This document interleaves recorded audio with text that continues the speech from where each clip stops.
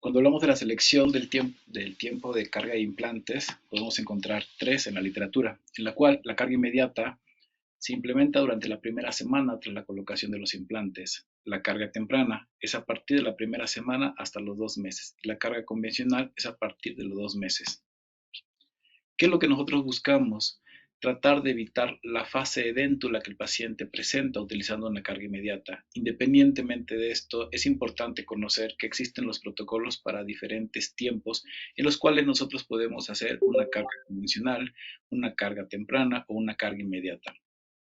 ¿Qué es lo que debemos entender? El paso de lo que es el tiempo que debe de suceder para que exista una buena formación de tejido óseo alrededor de nuestros implantes, enfocándonos inicialmente con una estabilidad primaria que nos va a dar paso a una estabilidad secundaria. En este inter tenemos nosotros lo que es la formación de mayores células que van a dar paso a la formación de hueso alrededor de nuestro implante.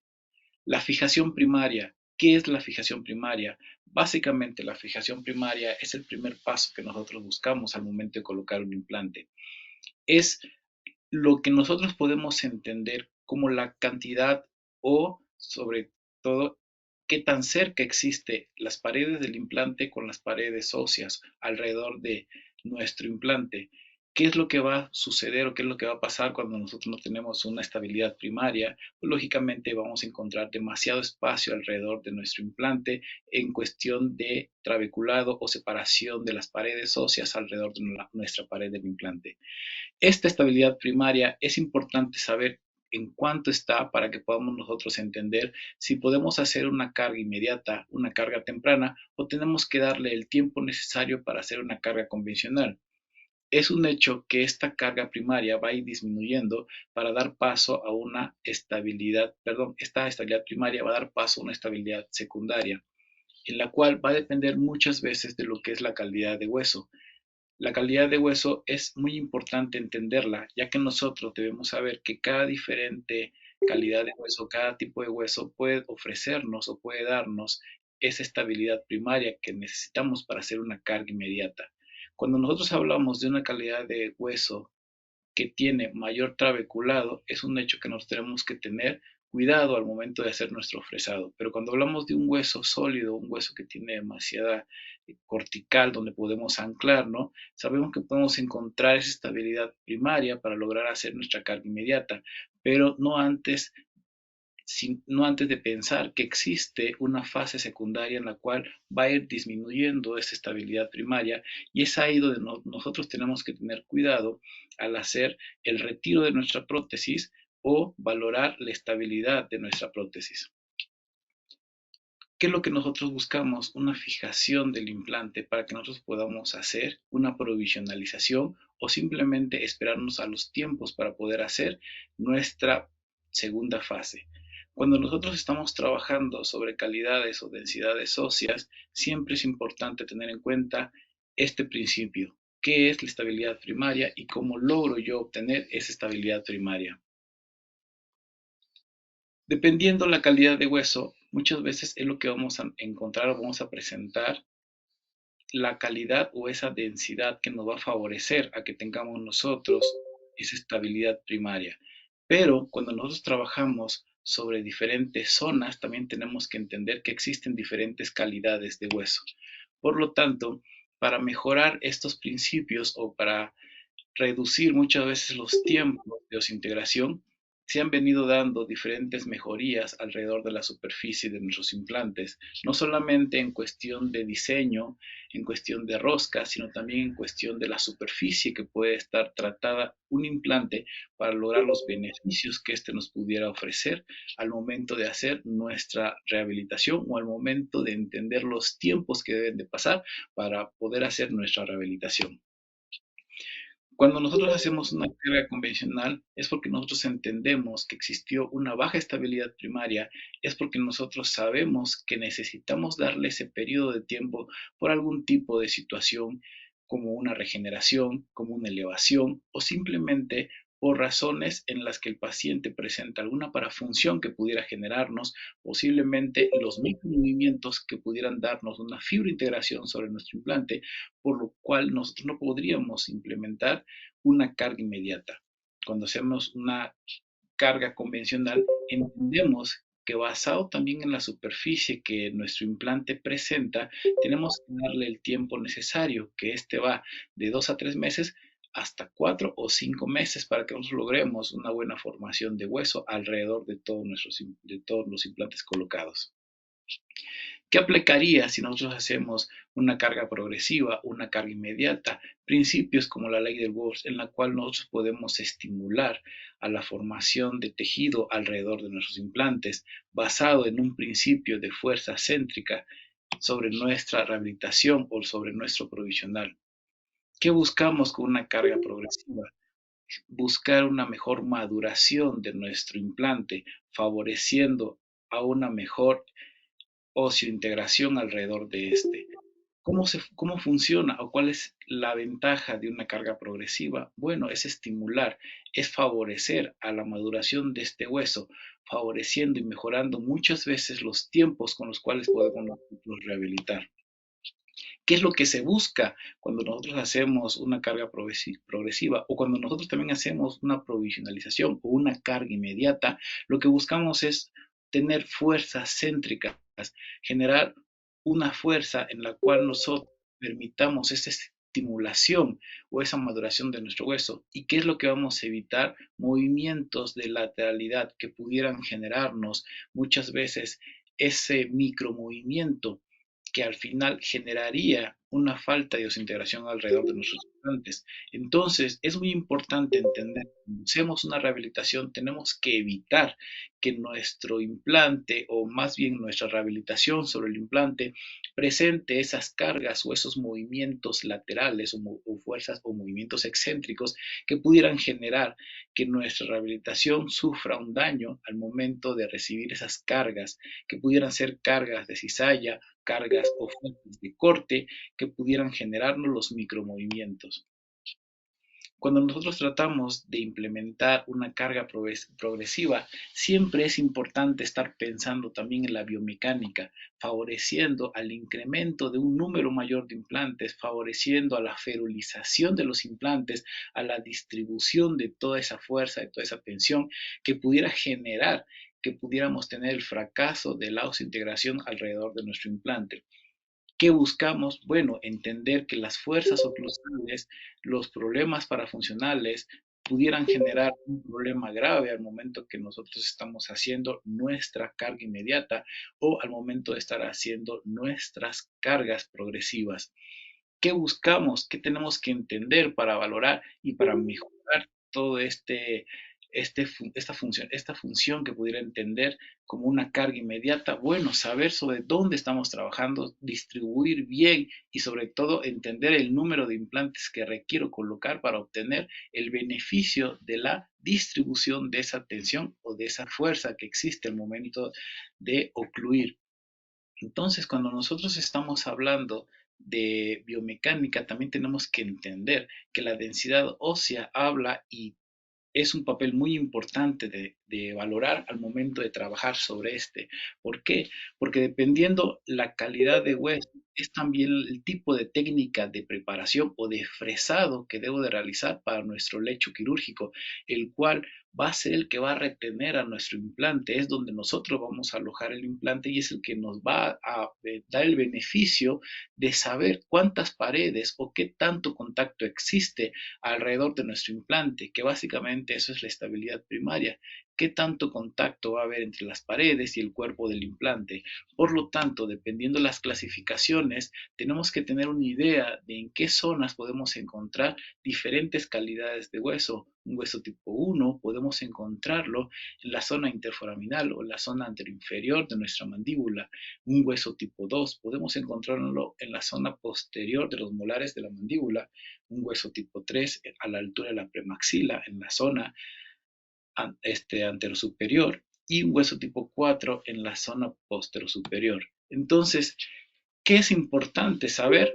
Bueno, cuando trabajamos con ese tipo de densidades óseas, también es importante entender qué tipo de fresado voy a utilizar, qué tipo de implante a colocar para saber qué tipo de carga inmediata, carga temporal o carga convencional voy a implementar al momento de hacer nuestra provisionalización o nuestra rehabilitación. Siempre es muy importante que nosotros sepamos cómo distribuir esas cargas, sepamos cómo planificar la colocación de nuestros implantes para que podamos nosotros tener el éxito de la distribución de cargas alrededor de nuestra rehabilitación. Cuando nosotros trabajamos con brechas en las cuales generamos un cantilever o un diente volado o simplemente no logramos posicionar el implante en la posición edéntula ideal para que ésta sea la que absorba o distribuya mejor esas cargas y permitimos que exista algún tipo de cantilibro o zona volada en nuestra rehabilitación, estamos generándole un mayor estrés. Entonces, todo esto también puede ser influenciado o manipulado o verse afectado si la calidad o la densidad ósea en donde estamos trabajando es disminuida o es considerada una calidad de hueso más poroso o más trabeculado. Por lo tanto, siempre es importante entender que al momento de trabajar en zonas en las cuales la densidad de hueso no es favorable para una carga inmediata, el hecho de buscar o implementar algún tipo de técnica de fresado que mejore la densidad ósea o que mejore lo que es la estabilidad primaria, unido a un mayor número de implantes, puede favorecer a disminuir esa tensión y ese estrés. Por lo tanto, cuando hablamos de una crisis inmediata, lo que se busca siempre es reducir los tiempos y evitar que el paciente pase por una fase dentro de la que esta puede ser un problema o un foco en el cual el paciente puede verse afectado no solamente funcional, sino estéticamente. Entonces, a partir de este problema que se fue generando en los pacientes en los cuales presentaba un remanente de dientes y al momento de planificar su procedimiento quirúrgico, le retiramos esos dientes y lo dejamos ir con una prótesis total removible, esto genera un trauma para los pacientes en los cuales nunca han estado acostumbrados a usar una prótesis removible. A partir de este principio o a partir de este problema, se implementaron diferentes protocolos en el cual la carga inmediata evita o trata de evitar que el paciente pase por una fase edéntula, permitiéndole acortar los tiempos de osintegración, acortar el tiempo de provisionalización, favoreciendo en que en una sola intención, en un solo tiempo, podemos colocar los implantes y tenemos hasta una semana para colocar nuestra prótesis. Pero para esto, ¿qué se requieren? Diferentes tipos de criterios que van a darnos el beneficio de obtener el resultado exitoso a nuestra rehabilitación, en los cuales podemos encontrar una estabilidad primaria muy importante para la colocación de los implantes y hacer la carga inmediata. También hay que valorar desde cualquier punto de salud, desde cualquier punto de calidad ósea, al tipo de paciente que nosotros estamos trabajando. De igual manera hay que entender que cada vez con el tiempo se ha ido mejorando el diseño de los implantes, ha ido mejorando la superficie de los implantes y también tenemos que entender el tipo de zona edéntula que vamos a rehabilitar para saber el número de implantes que vamos a colocar y favorecer a nuestra disipación o distribución de esas cargas o de esas fuerzas. Por lo tanto, estos criterios son muy importantes, al igual que el diseño de prótesis que estamos nosotros obteniendo durante la carga inmediata que vamos a colocar o vamos a realizar. Por lo tanto, nosotros siempre tenemos que entender que nuestra estabilidad primaria no solamente es la cantidad de newtons que estamos dejando en el implante, sino las paredes que van a existir alrededor de este cuerpo de implante, en las cuales siempre tratamos de que se encuentren dentro de los 30 o 40 newtons para que podamos favorecer a estas cargas inmediatas, ya que si nosotros no tenemos este torque o esa estabilidad inicial, podemos favorecer a tener o presentar diferentes distancias entre las paredes óseas y el cuerpo del implante y en cualquier carga o fuerza muscular o oclusión traumática que presente el paciente, pues va a darnos como resultado un micromovimiento, que este al mismo tiempo nos va a dar una fibrointegración. Por lo tanto, existen diferentes alternativas para que nosotros sepamos qué tipo de estabilidad tuvo, ya sea que nosotros lo valoremos desde nuestro equipo del motor de fresado, desde nuestra matraca con la que estamos bajando lo que es el implante, hasta equipos un poquito más sofisticados que pudieran darnos a nosotros mediante unas resonancias magnéticas la parte en la cual el cuerpo del implante existe en contacto directo con las paredes óseas. Por lo tanto, equipos como el Hostel que han venido a funcionar como un indicador para saber cuántas áreas de las paredes del cuerpo del implante están en contacto directo con las paredes óseas y qué tipo de medición nos está arrojando para saber qué tanta distancia existe entre la pared del cuerpo del implante con las paredes óseas. Basado en este tipo de equipos que favorecen a que nosotros entendamos si es viable hacer la carga inmediata, si es favorable hacer la carga inmediata, podemos nosotros tener una tabla en donde nosotros encontramos diferentes mediciones en la cual nos dice que arriba de 65 ISQ podemos ya entender que existe una gran cantidad de paredes óseas en contacto directo con el cuerpo del implante, independientemente que nosotros obtengamos el beneficio de saber manualmente con lo que es el torquímetro o la matraca, el torque con el que estamos bajando nuestro implante, que lo ideal es de 30 a 40 newtons, pero ayudándonos de este tipo de sistemas podemos nosotros obtener mejores resultados y no solamente en la carga inmediata, también podemos considerarlo una carga convencional en la cual el ISQ está por debajo de los 65 y es ahí donde nosotros podemos implementar una carga progresiva en la cual nosotros podemos colocar nuestro provisional y empezar a darle ligeros contactos para favorecer a nuestra maduración de el hueso alrededor de nuestro implante. Por lo tanto, cuando hablamos de los criterios de calidad, siempre es necesario entender en dónde se encuentran diferentes calidades óseas para saber ¿qué resultados voy a obtener? Ofrecerle al paciente el mejor plan de tratamiento sabiendo utilizar nuestras técnicas de preparación o nuestras técnicas de fresado. Si nosotros trabajamos en zonas antroinferiores, sabemos que tenemos un éxito o un resultado favorable. Número uno, tenemos una buena calidad de hueso. Número dos, no existen zonas anatómicas de riesgo que nos vayan a afectar al momento de colocar el implante. Son zonas muy seguras, son zonas con una calidad de hueso magnífica, fabulosa, pero al final de cuentas no siempre podemos encontrar este tipo de hueso en nuestras arcadas o nuestros maxilares.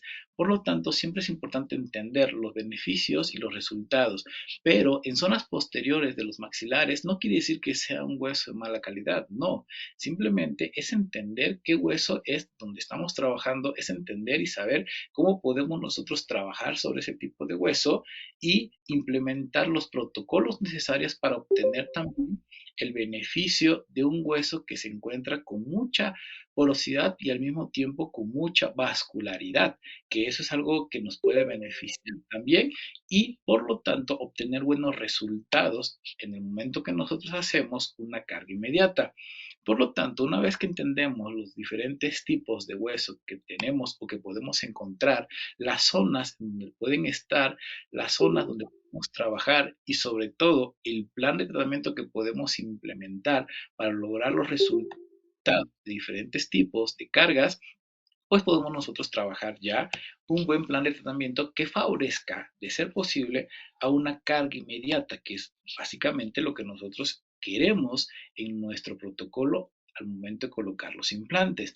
No siempre se logra, pero casi siempre se trata de buscar una buena estabilidad primaria. Siempre tratamos de entender dónde estamos trabajando para poder ofrecer una mejor técnica, un mejor protocolo de fresado de esta manera obtener el beneficio de la colocación de un implante, no solamente en la posición correcta, sino con la estabilidad primaria ideal.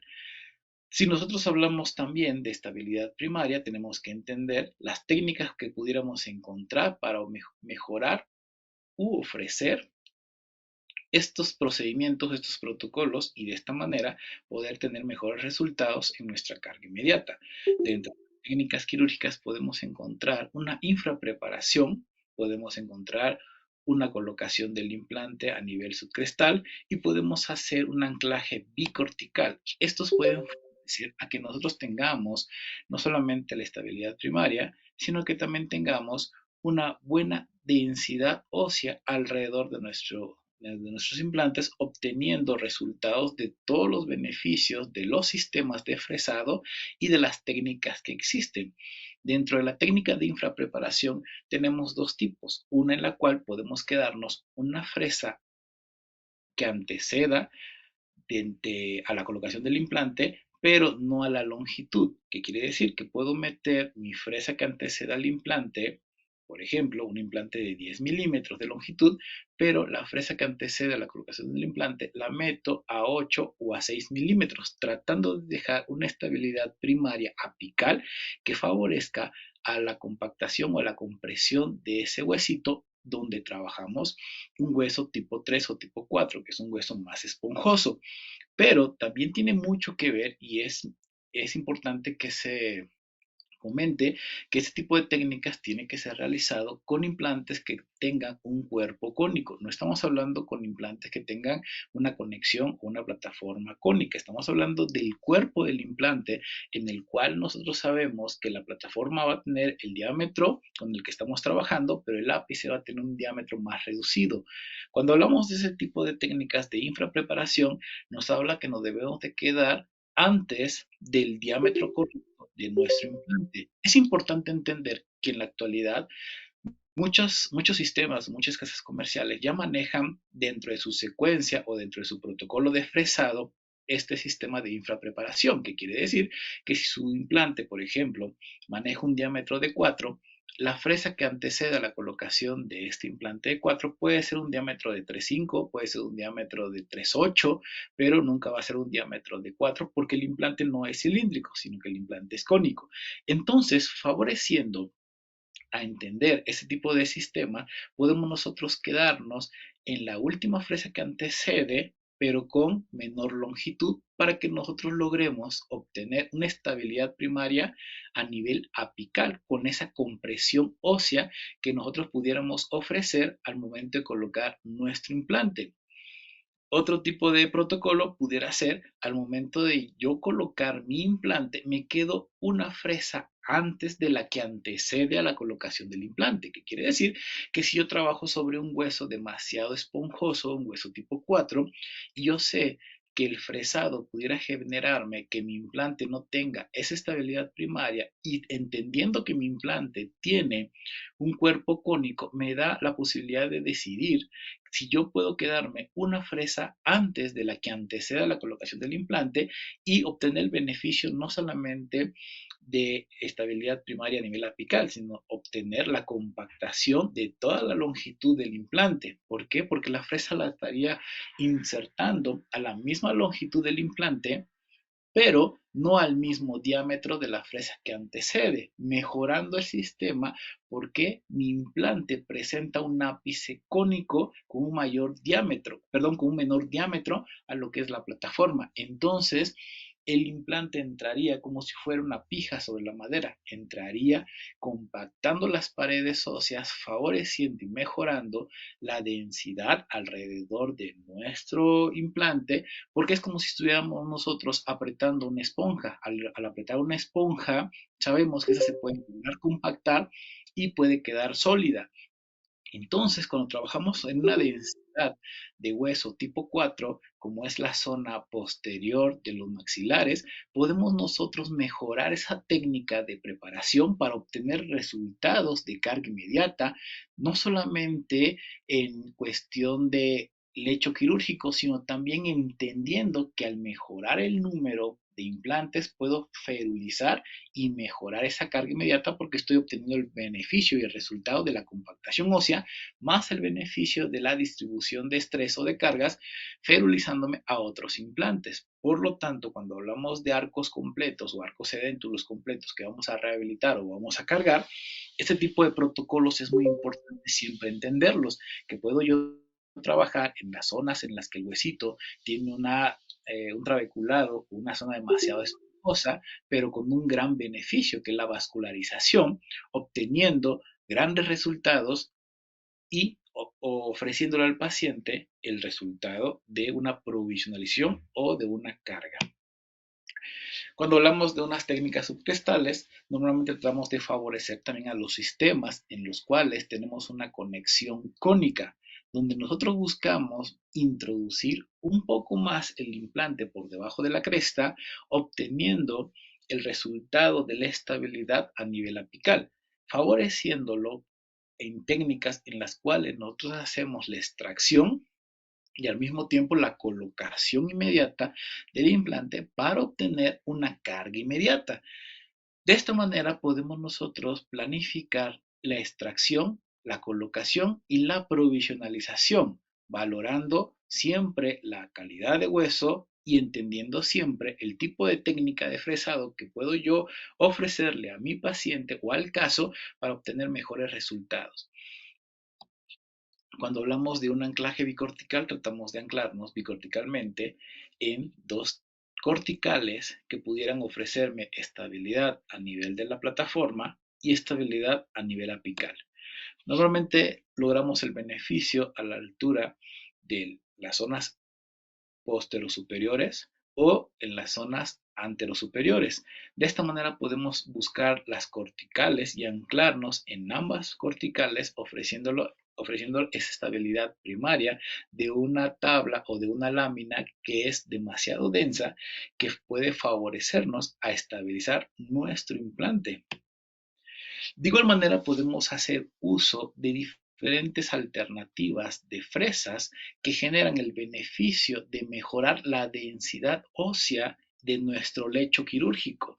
Cuando nosotros tratamos de implementar diferentes técnicas, es necesario entender qué tipo de equipos, qué tipo de fresados o qué tipo de herramientas puedo yo implementar para lograr mejores beneficios. Implementando fresas que mejoren la densidad ósea, fresas que en vez de sacar lo que es el huesito que estamos cortando al momento de hacer nuestro lecho quirúrgico, favoreciendo a que este huesito se pegue o se adoce más a las paredes, mejorando la densidad de nuestro lecho quirúrgico, podemos entender que no solamente estamos mejorando y cambiando tal vez lo que es la densidad alrededor de nuestro implante, sino que también podemos implementar otras técnicas de infrapreparación para que entre con mayor estabilidad primaria, dándole el beneficio de una mejoría de densidad alrededor de nuestro lecho quirúrgico y una mejor estabilidad de nuestro implante para la provisionalización.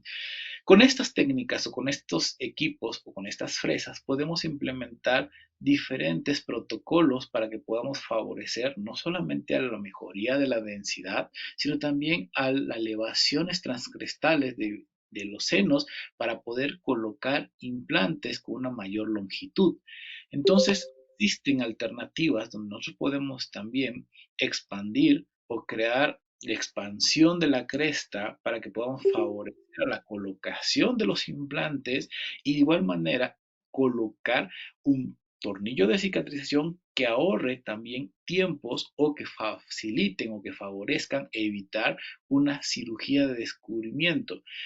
Nosotros tratamos de buscar la estabilidad primaria, tratamos de mejorar la calidad de hueso y tratamos de evitar cirugías que pudieran ser más complejas, aunque casi siempre tenemos que valorar bien y evitar también generar problemas por querer evitar cirugías. Tenemos que planificar los casos, ayudarnos de técnicas quirúrgicas, apoyarnos de equipos quirúrgicos, de instrumentos quirúrgicos, pero siempre es importante entender la planificación del éxito de nuestra rehabilitación.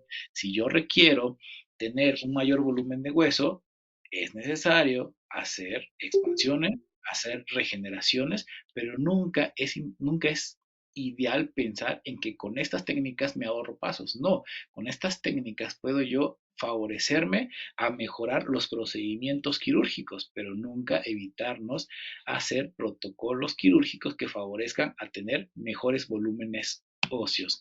Por lo tanto, existen otros kits que favorecen a que podamos nosotros hacer el perfilado, podamos hacer la conformación de crestas y podamos hacer la expansión de esas tablas estrechas, favoreciendo la colocación de los implantes, mejorando muchas veces lo que es la estabilidad de los implantes, trabajando sobre corticales que podemos generar la expansión, podemos favorecer a que no tengamos que hacer una fase de descubrimiento, podemos nosotros mejorar ya que los sistemas de fresado, los cuerpos de implantes y las plataformas o conexión de los implantes han ido mejorando y sobre todo las superficies de los implantes en los cuales estamos trabajando en la actualidad favorecen a que nosotros podamos tener una mejor cicatrización, una mejor formación de hueso. Podemos trabajar con superficies hidrofílicas que favorezcan a que nosotros tengamos un mejor unión, una mejor adherencia de las células formadoras de todo nuestro tejido óseo, mejorando muchas veces la cicatrización. Eso es algo muy importante que siempre tenemos que entender, que día a día nosotros tenemos que ir mejorando, no solo en las técnicas, sino también los equipos, pero siempre es algo muy importante que nosotros tenemos que tener en cuenta. ¿Cuánto hueso se requiere al momento de colocar mi implante?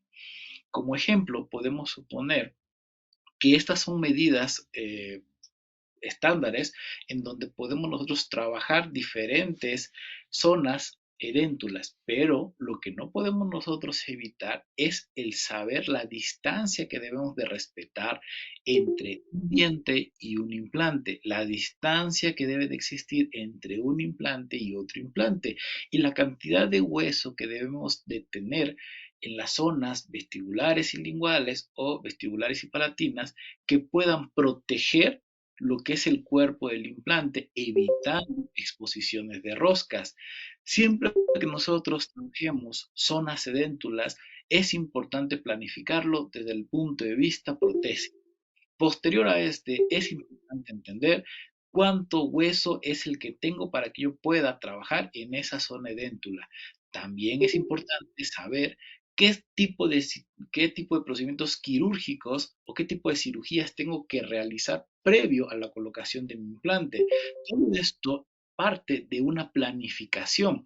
Todo esto tiene que ser valorado con los estándares, con las mediciones y con el hueso suficiente para poder obtener el resultado. No solamente en las cargas inmediatas, sino en cualquier tipo de protocolo de carga, tenemos que tener ciertos parámetros, tenemos que tener cierta información que nos pueda valorar o que pueda servir para que tengamos un buen resultado. Cuando nosotros trabajamos la colocación de implantes, tenemos que entender que debe de existir una distancia para favorecer a la higiene, para favorecer la conservación de estructuras o de tejidos, pero sobre todo tenemos que entender que también esto habla de una distribución de cargas, de una distribución de fuerzas, y esto también es el éxito o el fracaso de nuestra rehabilitación. Si nosotros no sabemos que debe existir una distancia entre diferentes estructuras, tenemos que tener una distancia entre los implantes, porque ahí hablamos de biomecánica. Y si no sabemos que los implantes van a soportar una carga muscular, una carga oclusal, y no aprendemos a distribuir esta alrededor de la zona déntula, tenemos el fracaso de nuestra rehabilitación y al mismo tiempo de nuestro implante.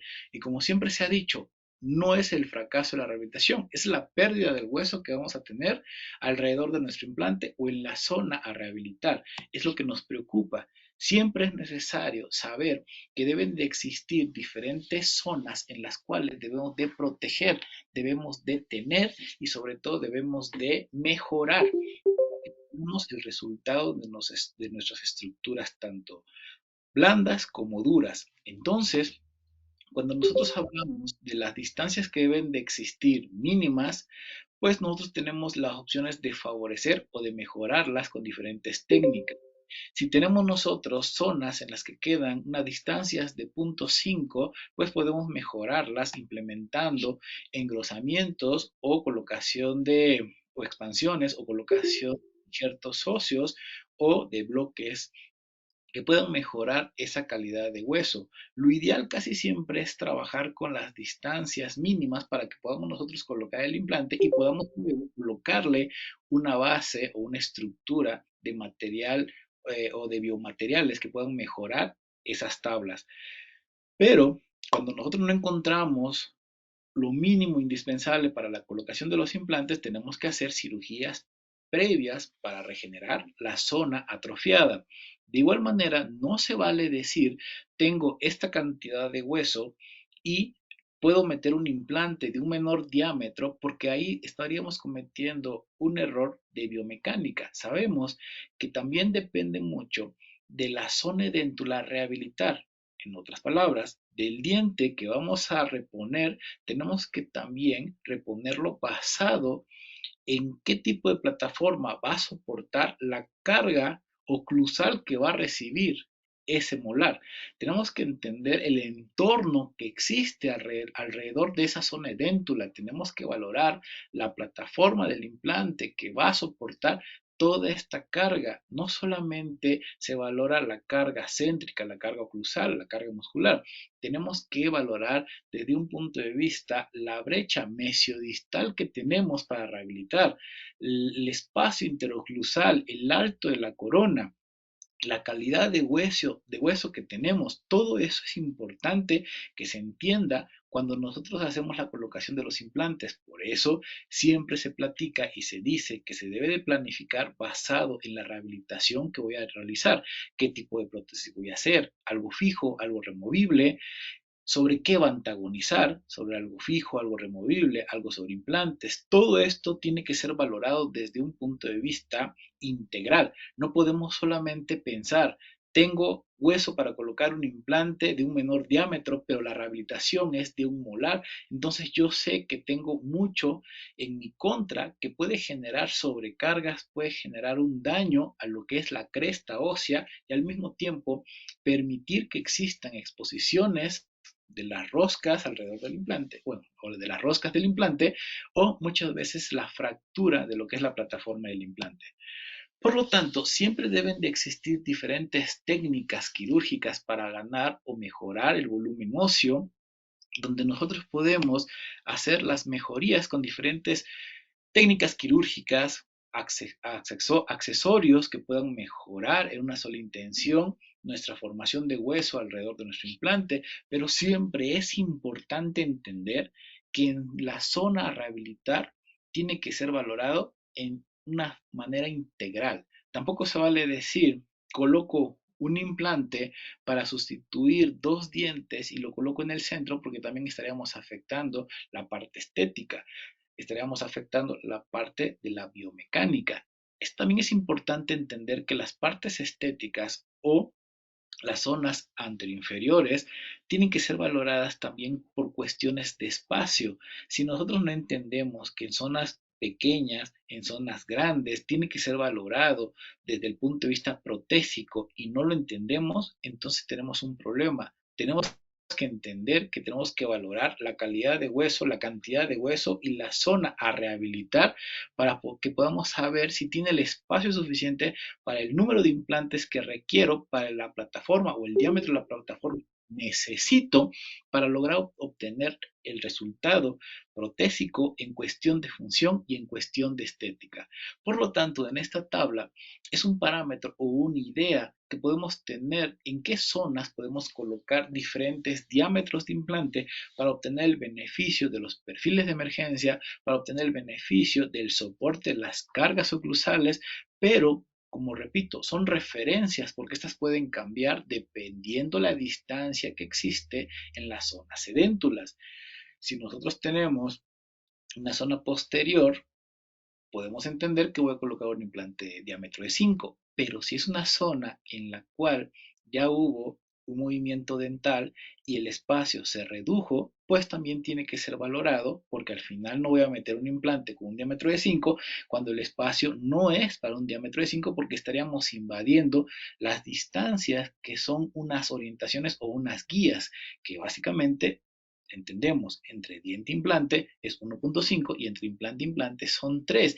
Y estas son valoradas del punto de vista del beneficio que podemos mantener y conservar diferentes estructuras que favorecen a la estética y a la mejoría de nuestra rehabilitación. Cuando nosotros hablamos de los diseños protésicos que pudieran favorecernos en la prótesis de carga inmediata, casi siempre podemos planificar la colocación de un número de implantes en los cuales podamos ferulizarlos y posiblemente en la rehabilitación final pudiéramos parcializarlos, pero caemos en que un mayor número de implantes puede mejorar la distribución de estrés. De igual manera, entendemos que la distribución correcta de los implantes favorecen a tener alternativas protésicas en la rehabilitación final. También sabemos que a un mayor número de implantes distribuidos en una mejor posición puede favorecer a incrementar también el número de dientes que vamos a rehabilitar. No se vale decir coloco 4 implantes y rehabilito el mayor número de dientes que pueda tener el paciente en su boca. No se vale decir coloco 4 implantes y solamente rehabilito el menor número de implantes que puedan cargar estos, antagonizando con una dentadura completa. Entonces tenemos que entender y planificar basado en una mejor distribución de implantes, un mayor número de implantes y también en la cantidad de hueso que tengo para colocar los implantes, las zonas que tengo para colocar un número de implantes y saber el tipo de rehabilitación que voy a ofrecerles, qué tipo de rehabilitación voy a ofrecerles. Pero todo esto es basado en una planificación. Todo esto es entendible cuando nosotros planificamos y sabemos que vamos a hacer una carga inmediata, qué número de implante voy a colocar, en qué zonas lo voy a colocar y cómo lo voy a ferulizar.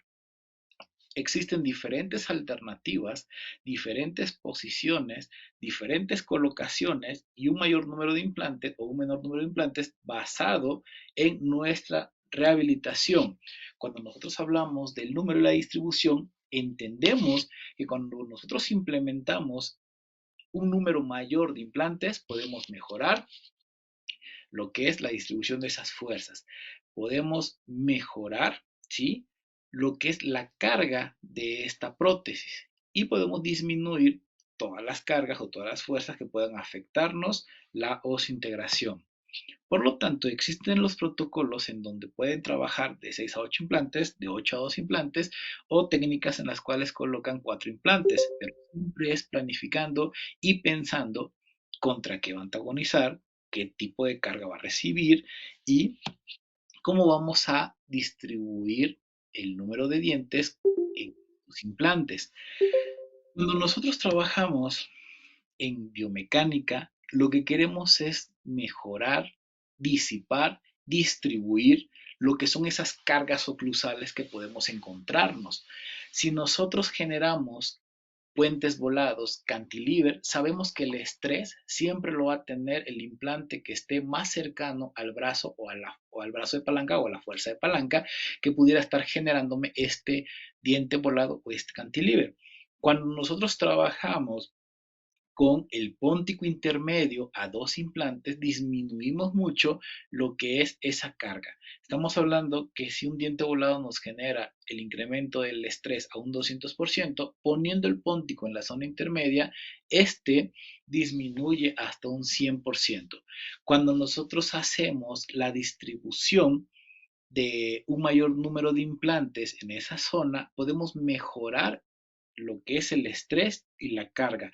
Pero si nosotros hacemos movimientos mínimos para mejorar esas fuerzas horizontales que pudieran existir, podemos disminuir el estrés hasta un 33%. O sea, independientemente del porcentaje, sabemos que lo que buscamos es incrementar el número de implantes para mejorar la distribución de esas cargas.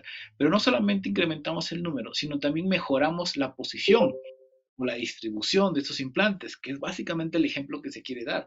No solamente es el número de implantes que puedas colocar, sino también la distribución de estos implantes que van a estar en un arco edéntulo o en una zona edéntula. Por ejemplo, de nada me sirve rehabilitar zonas edéntulas en las cuales coloco yo 6 implantes, pero los 6 implantes están todos en la zona anterior. No tengo contención posterior, no tengo soporte posterior, pero tengo un buen número de implantes, pero no tengo soporte posterior, no los tengo bien distribuidos. Eso incrementa los brazos de palanca y eso genera el fracaso inicial de los implantes más distales o más cercanos a estos brazos de palanca. Por lo tanto, no solamente es colocar un número mayor de implantes, sino es saber distribuirlos, porque lo que buscamos es tratar de disminuir esas cargas o esas fuerzas, ya sean horizontales, ya sean verticales, ya sean fuerzas que nos puedan generar traumatismos. Lo que buscamos es entender cómo se manejan estas cargas alrededor de nuestros arcos para poder mejorar la distribución y poder entender el efecto que puede tener nuestra rehabilitación sobre nuestros implantes. Cuando nosotros hablamos de una distribución y un mayor número de implantes, tenemos que entender que estos implantes tienen que estar unidos de una manera pasiva. Si nosotros no entendemos una carga inmediata, los implantes tienen que tener una prótesis en donde podamos encontrar una estabilidad, en donde tenemos que entender que la prótesis tiene que estar pasiva. Nosotros tenemos que saber la distribución de todas estas fuerzas, de todas estas cargas para lograr el resultado exitoso de una carga inmediata. Si nuestra rehabilitación temporal no se encuentra pasiva, podemos generarle una tensión, un estrés y al mismo tiempo la falta de osintegración de nuestros implantes. Cuando nosotros pensamos en algo unitario, también tenemos que entender dónde lo estamos trabajando, dónde lo estamos rehabilitando y qué criterios tengo para favorecer a mi estabilidad primaria. ¿Qué equipos puedo yo implementar a entender si presenta o no presenta contacto suficiente alrededor de nuestro cuerpo el implante para obtener una carga inmediata?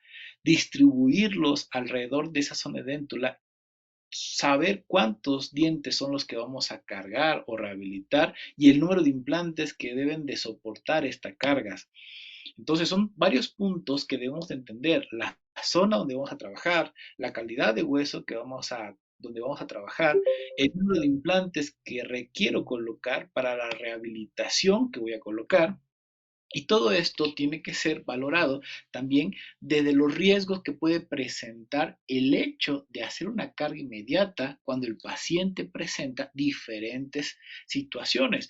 ¿Cuáles podrían ser? Pacientes que tienen enfermedades sistémicas, pacientes en los cuales se implementó cirugías para generar o ganar mejores volúmenes óseos, pacientes en los cuales no quieren evitar o disminuir la ingesta de tabaco, pacientes que presentan parafunciones o hábitos. Son riesgos que pudieran generarme en rehabilitaciones completas y hasta unitarias o parciales el fracaso de nuestra carga inmediata. En esas situaciones tenemos que entender que muchas veces podemos trabajar con una carga convencional, pero, como repetimos, esto es de iniciar una buena planificación donde vamos a trabajar. ¿Qué puedo yo ofrecerle al paciente valorando calidad de hueso, zonas a rehabilitar, número de implantes a colocar, antagonistas con los que va a, pues, a chocar nuestra rehabilitación o antagonizar nuestra rehabilitación, ¿sí? Y también entender los riesgos que presentan nuestras rehabilitaciones en aquellos pacientes que no fueron controlados o que presentan estrés en su vida diaria, generándole algún tipo de parafunción. Por lo tanto, es importante que nosotros podamos valorar los riesgos que tenemos al momento de rehabilitar, los beneficios que podemos obtener al momento de hacer una carga inmediata, ¿sí? Y sobre todo, los equipos que podamos utilizar o implementar para lograr diferentes resultados.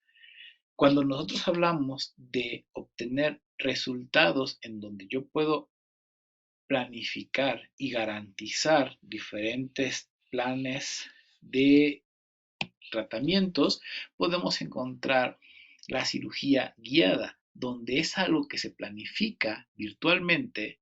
Podemos nosotros valorar la densidad ósea, podemos nosotros programar provisionalización basado en un software que nos da a nosotros todas las opciones para poder angular, colocar y rehabilitar nuestro implante y sobre todo decirnos qué zonas van a quedar fenestradas, qué zonas van a tener una disencia, qué zonas requieren diferentes técnicas de fresado para mejorar la densidad de hueso.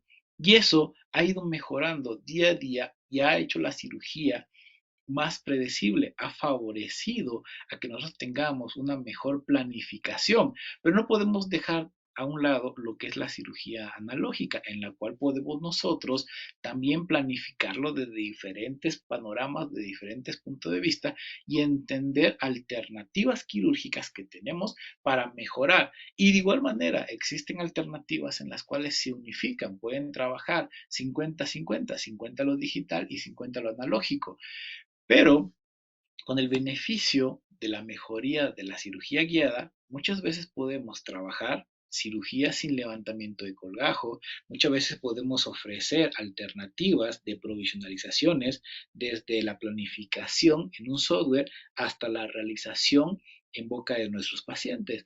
Podemos mejorar las planificaciones, la distribución de los implantes, mejorar las zonas a trabajar, mejorar la distribución y sobre todo el número de implantes que puedo yo colocar en esos maxilares, porque recordemos que existen maxilares muy pequeños en donde 6 implantes sería demasiado, en donde podemos trabajar con 4 implantes, con 5 implantes, y existen maxilares muy amplios, maxilares o mandíbula muy amplios, en donde requerimos un mayor número de implantes, en donde requerimos la precisión de la colocación de los implantes para evitar dañar zonas anatómicas.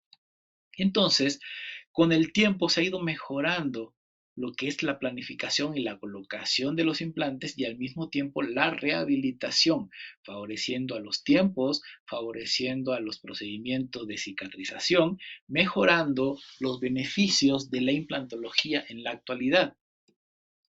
Nosotros podemos ya tener diferentes puntos de vista de cuándo puedo yo tener el riesgo de fracasar o el beneficio de una carga inmediata que puede dar como resultado el éxito de nuestra rehabilitación. Tenemos que entender que diferentes estudios han valorado desde el punto de vista la calidad de hueso, el tipo de implante, la superficie de implante, obteniendo los beneficios para mejorar lo que son las cargas. Nosotros tenemos que valorar desde cualquier punto de vista los equipos que pudiéramos utilizar e implementar. Si nosotros hablamos de nuestras rehabilitaciones, tenemos que tener un suficiente soporte para que podamos distribuir todas estas cargas. Tenemos que entender que diferentes protocolos para provisionalizar pueden mejorar o pueden generar el fracaso de nuestra carga inmediata. Si nosotros trabajamos con prótesis totales atornilladas en nuestra carga inmediata, podemos entender que existen diferentes alternativas, desde una estructura mandada al laboratorio que pueda generar esa, esa fuerza o ese soporte de la carga oclusal con el riesgo que pudiera generarnos esa falta de pasividad en la colocación de nuestra prótesis, tenemos que entender que existen diferentes alternativas que pudieran generar el éxito o el fracaso, la mejora del soporte de las cargas o puede generar el fracaso por la falta de pasividad de esta estructura. Entonces, cuando nosotros entendemos esto, tratamos de que nuestras conexiones, nuestra estructura y sobre todo las brechas que van a generar esos brazos de palanca tengan la suficiente resistencia para evitar flexiones, que tengan la distancia suficiente para evitar esas fuerzas de palanca o esas tensiones y sobre todo que tengan los diseños necesarios para que podamos mejorar, para que podamos obtener buena higiene, buena estética, buen manejo de tejidos. Cuando nosotros hablamos de una provisionalización o de una carga inmediata, no solamente estamos hablando de que podemos nosotros tener una zona en la cual se aprecia estéticamente bien, pero tenemos la falta de higiene de las zonas basales que generan acumulación bacteriana que pueden permitir o pueden generar pérdida de hueso por contaminación, por preimplantitis. Por lo tanto, los diseños, no solamente estructurales, sino también protésicos, benefician y favorecen a las cargas inmediatas, benefician y favorecen a las rehabilitaciones definitivas. Tenemos que entender que pónticos o diseños que generen acumulación de placa o de bacterias o de alimento pueden generar un riesgo al fracaso de nuestra rehabilitación. Tenemos que valorarlo desde el punto de vista que pueda generar la facilidad de la higiene, introducir diferentes aditamentos, accesorios o simplemente chorros de agua que puedan favorecer la entrada y la salida de esas bacterias, de ese alimento. Entonces, el diseño también es muy importante. ¿Qué diseño vamos a dar? Siempre es favorable un diseño plano o un diseño convexo, evitando diseños cóncavos como el que vimos anteriormente, que puedan generar la acumulación de alimento y que puedan ser de difícil acceso a la limpieza. Cuando entendemos esto, sabemos que todo esto va de la mano. Haciendo un recuento, sabemos que tenemos que tener estabilidad primaria, un diseño, una distribución de fuerzas, distribución de cargas, pero no dejando de un lado el diseño protésico que debe de tener para evitar acumulaciones de bacterias que puedan darnos paso al fracaso de nuestra rehabilitación. Cuando nosotros ya estamos hablando de casos clínicos, podemos nosotros lograr el éxito de diferentes protocolos, entendiendo que las cargas inmediatas favorecen al manejo de los tejidos blandos, favorecen a la preservación de esos tejidos y mejoran muchas veces lo que es el resultado estético, porque manejamos los tejidos y los preservamos desde el momento que los estamos trabajando. En procedimientos post-extracción, en los cuales colocamos el implante, tratamos de conservar las tablas vestibulares, tratamos de conservar las alturas gingivales, tratamos de preservar las papilas. Entonces, también tenemos que buscar las alternativas de las técnicas de fresado para obtener la estabilidad primaria y al mismo tiempo lograr hacer la provisionalización de este implante. Cuando nosotros entendemos todos estos principios, podemos lograr el éxito de nuestra rehabilitación. Un buen perfilado, un buen manejo de los tejidos blandos, favorece a que en el momento que nosotros colocamos los implantes, conservamos el volumen, conservamos los tejidos y conservamos la estética de nuestra zona a rehabilitar. Por lo tanto, una vez que nosotros obtenemos el resultado de la conservación de la estabilidad de esos tejidos, tenemos que seguirlo manejando. ¿Por qué? Porque eso se estuvo trabajando desde el inicio con una carga inmediata y esto tiene que ser el resultado de un tiempo en el cual nosotros se mantuvo y se contuvo los tejidos y toda esta información tiene que ser arrastrada, tiene que ser obtenida para que nuestro laboratorio pueda manejar la misma rehabilitación con los mismos perfiles de emergencia que le dimos para el soporte de estos tejidos blandos, para el manejo de estos tejidos que pueden generar el éxito o el fracaso en zonas estéticas. Por lo tanto, nosotros cada vez que manejamos zonas estéticas, tratamos de entender que el volumen óseo es parte fundamental para el soporte de los tejidos blandos. Tenemos que entender que el resultado también depende de cómo se manejan todos estos tejidos duros y blandos y qué es lo que nos ofrece la realización de una carga inmediata. En otro caso, la ferulización y la distribución del número de implantes favorece a que podamos hacer diferentes técnicas en donde se hacen las extracciones inmediatas y la colocación de los implantes inmediatos para obtener el beneficio de una provisionalización o de una carga inmediata. Nosotros tenemos que entender que no está perdiendo en este caso un solo diente, está perdiendo los dientes que le quedaban, pero al final eran dientes con el que el paciente podía sonreír y dar a entender que tenía dientes, evitando la fase déntula que hemos estado platicando que puede generar un daño o un trauma psicológico. Ofrecemos una carga inmediata, trabajando en zonas donde ya dijimos que la calidad de hueso puede ser un tipo 1, puede ser un tipo 2, pero sabemos que es una zona en donde nosotros no tenemos un riesgo de afectar alguna zona anatómica, en donde nosotros podemos planificar la distribución y la colocación del implante, en donde podemos obtener estabilidad primaria suficiente para obtener esa carga inmediata.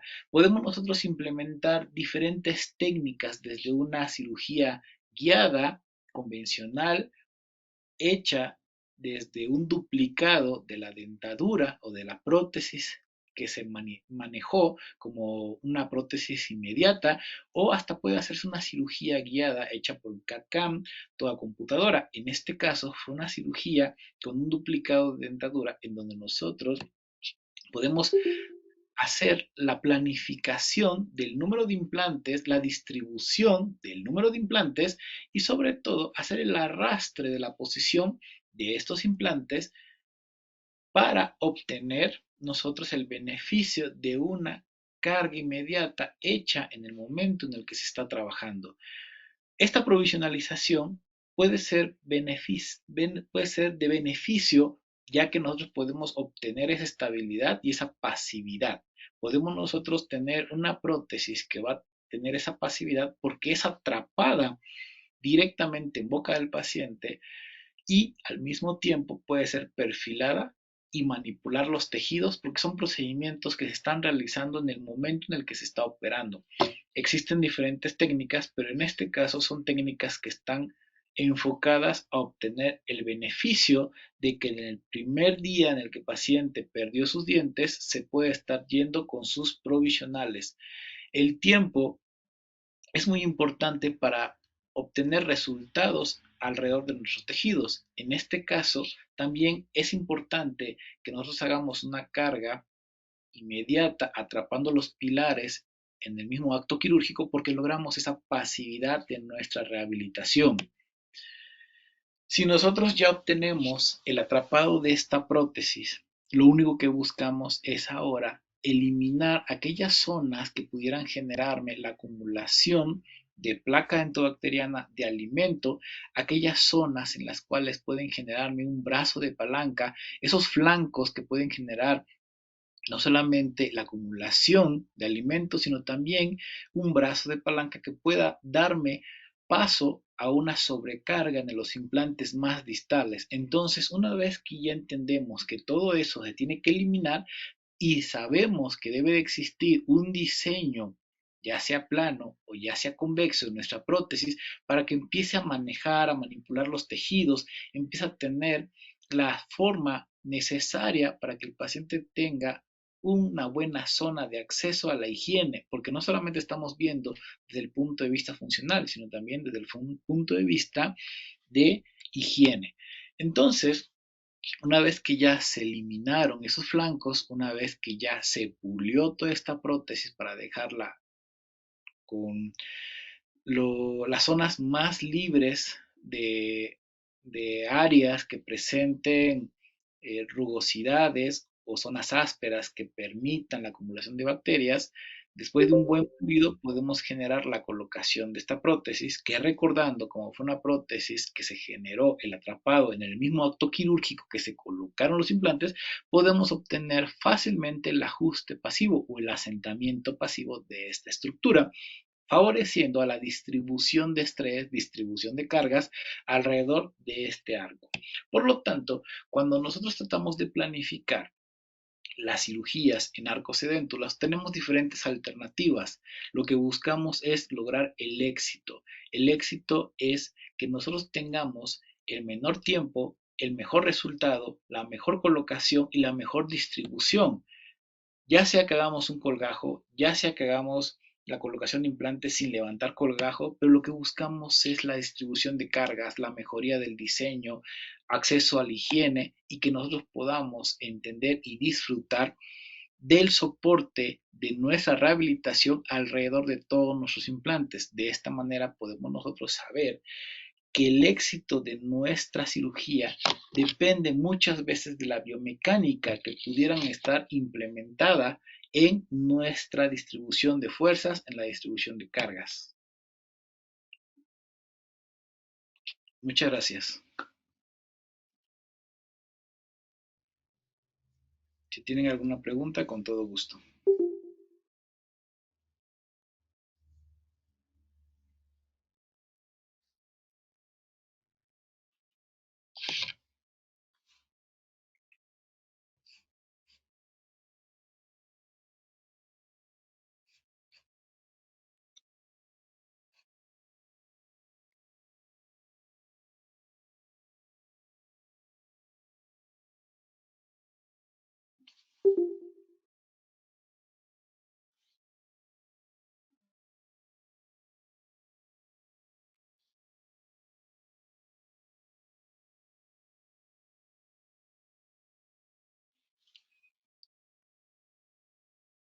Déjeme ver si hay alguna pregunta.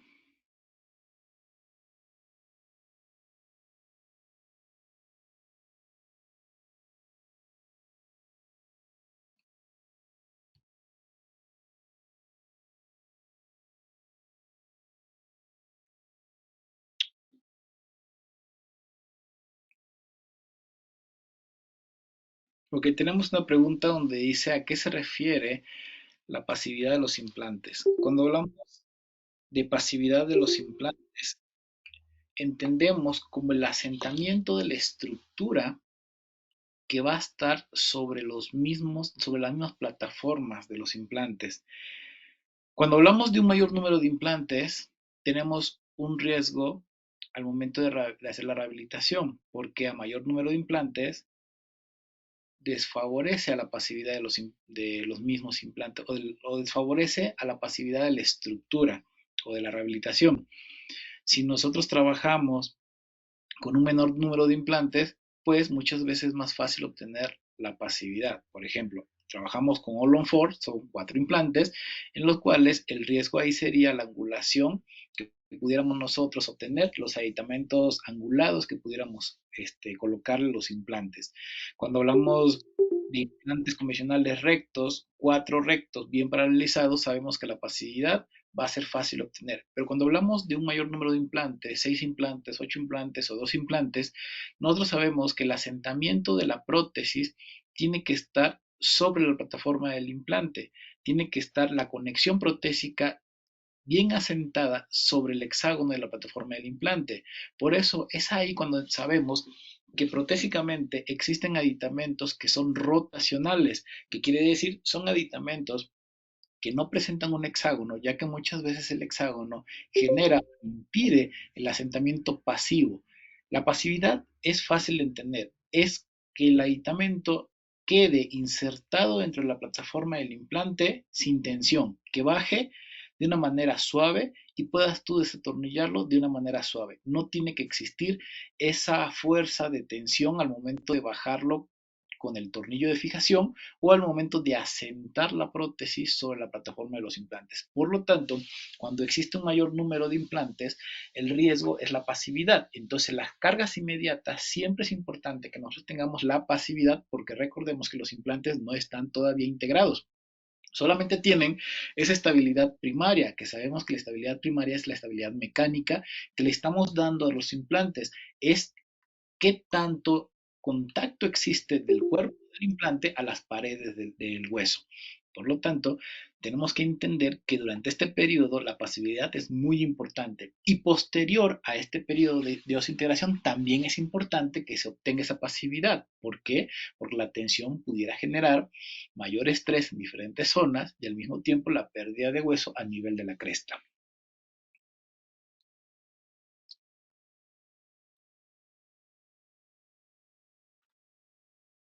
Estoy leyendo las preguntas, ¿eh? Un momento.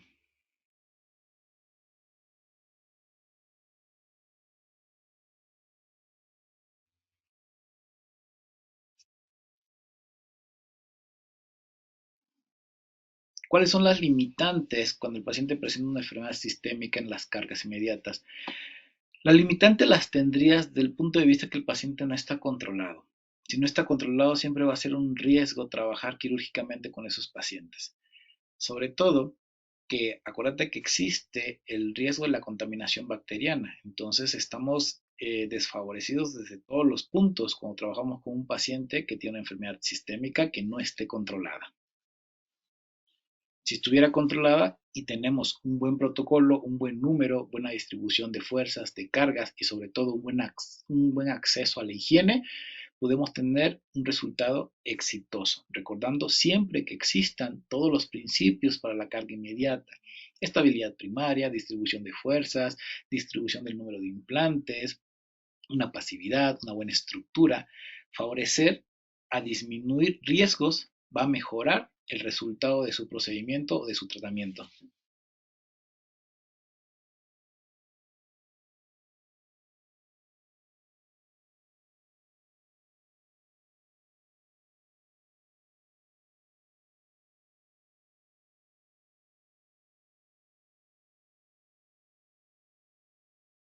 Y la última pregunta que tenemos es, ¿qué pasaría si no se torquean los implantes?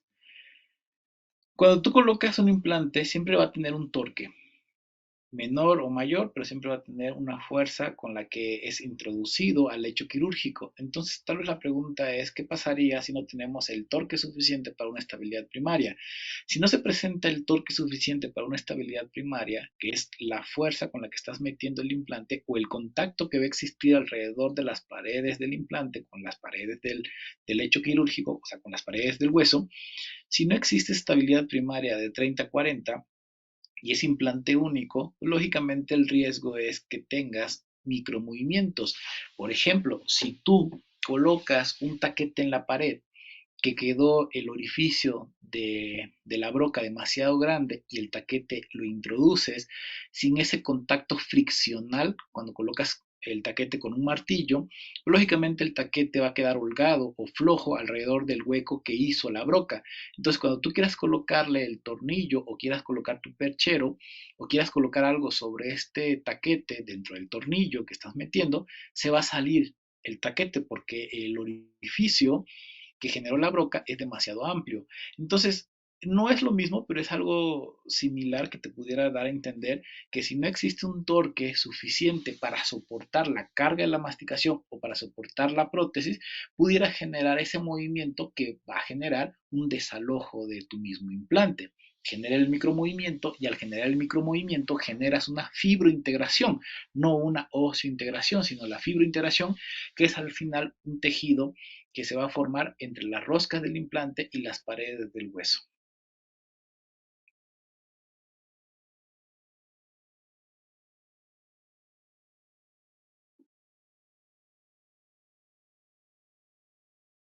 La carga inmediata, bueno, la siguiente pregunta, perdóneme, la siguiente pregunta es la carga inmediata que se consideran en algún tiempo. Sí, dentro de los protocolos de carga tenemos la carga inmediata que se debe de realizar durante los primeros 8 días.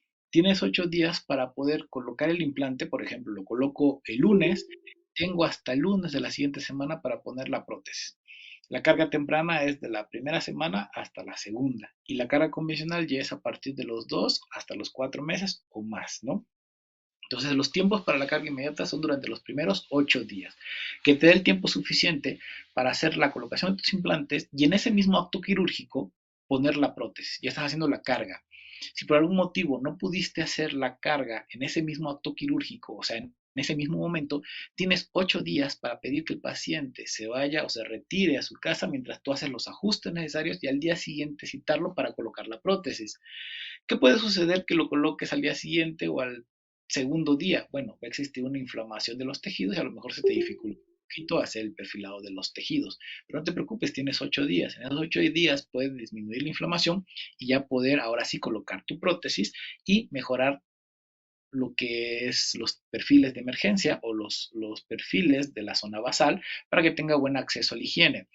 Otro de los riesgos tal vez que podrías tener, que más bien no es un riesgo, sino que hace una molestia, que cuando estés colocando la prótesis y los tejidos todavía están un poco inflamados, va a presentar o va a sentir un poco de dolor el paciente cuando le estés atornillando la prótesis.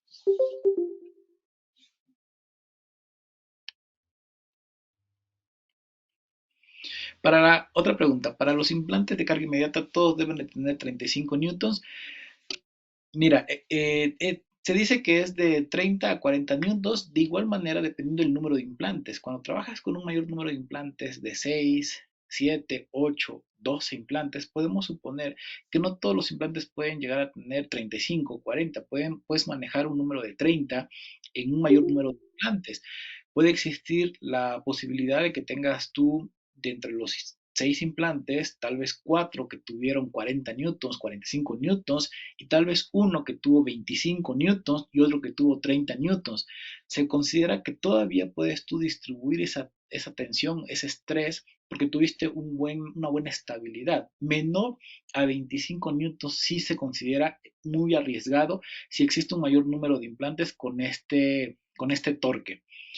Eh, Otro beneficio es el uso de aditamentos como el Ostel, que te va a decir en qué zonas puedes tú tener un mayor contacto entre las paredes del implante y las paredes óseas. Ahora bien, existe siempre un torque que puede ser un falso positivo, si así lo queremos ver, que quiere decir, tuviste a lo mejor 35-40 newtons con tu motor o con tu equipo con el que bajaste el implante, pero si no tuviste tú los cuidados y moviste lo que es el contraángulo, estás generando una mayor presión, podríamos llamarlo de esta manera, una mayor presión por la mala angulación con la que estás bajando el implante, y al mismo tiempo tú mismo estás generando un contacto negativo entre las paredes y el cuerpo del implante, y al mismo tiempo el motor va a detectar como que ya llegaste a ese torque. Pero no, lo que pasa es que metiste el implante con una angulación al momento de bajar el implante, tu mano generó esa mayor carga y el mismo motor ya te detecta que ya llegaste a los 35 newtons. Yo les recomiendo que si es posible, los últimos 3 milímetros con el que van ustedes a bajar su implante, si van a hacer una carga inmediata, traten de bajarlos con su torquímetro. Con el torquímetro ya van a ver realmente el torque que les está dando lo que es el implante.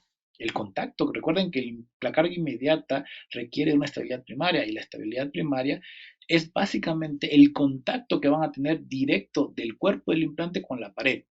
Y es fácil, yo necesito que exista un buen contacto directo entre la pared del implante con las paredes óseas. Y esto nos va a favorecer que podamos hacer esa carga inmediata sin generar los micromovimientos.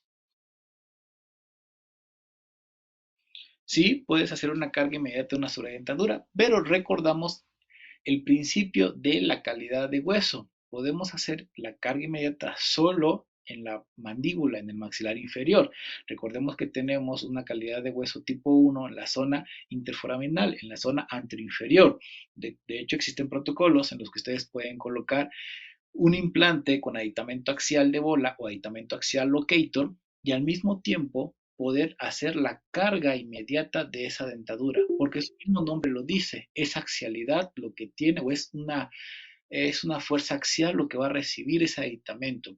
Pero como es entendible, los implantes tienen que estar paralelos recibiendo las cargas axiales de su prótesis, tener un eje de inserción que genere la axialidad de los aditamentos. Entonces, si ustedes van a hacer la carga inmediata para una sobredentadura, solamente pueden hacerla en la parte anteroinferior. Hasta aquí son todas las preguntas, doctores. Yo espero que les haya agradado, les haya gustado y sobre todo pues les haya despejado algunas dudas el tema de hoy. Si no tienen alguna otra pregunta, pues hasta aquí sería todo por mi, todo por mi parte. Todo por mi parte.